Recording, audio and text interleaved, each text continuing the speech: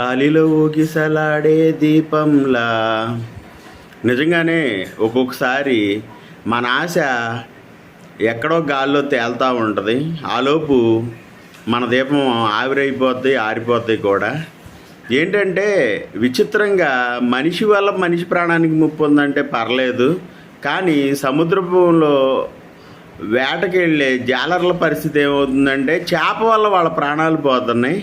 అంతకుముందు పాపం ఒక చేప ఉంటే దాంతో సంతృప్తి పడకుండా నోట్లో పెట్టుకుని ఇంకో చేప కోసం వలేసిన ఒక అతని నోట్లోకి చేప వెళ్ళిపోయి అతని ప్రాణాలు తీసేసింది ఊపిరాడక.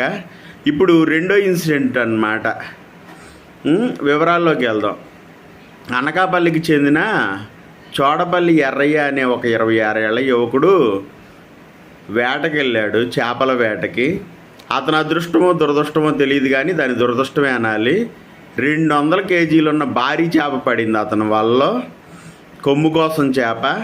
ఆ చేపను చూడగానే అతను ఆనందంతో ఉబ్బితిబ్బైపోయి చక్కగా మనకి ఈ రోజంతా పండగే, మంచి డబ్బులు వస్తాయి అని చెప్పి దాన్ని బలంగా పైకి లాగాడు.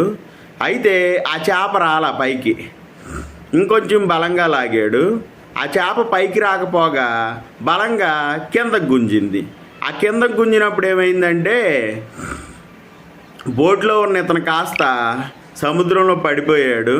పడిపోయినోడు అక్కడి నుంచి గల్లంత అయిపోయాడు. ఆ తర్వాత తోటి జాలర్లు వెతికినా సరే దొరకలేదు. అసలు ఒక్కొక్క ఇన్సిడెంటు ఎలా మనిషి ప్రాణాలు తీస్తుందంటే వాడి ప్రాణాలు ఆ విధంగా గాల్లో కలిసిపోవడానికే వచ్చిందా ఆ ఇన్సిడెంట్ అన్నట్టు ఉంటుంది.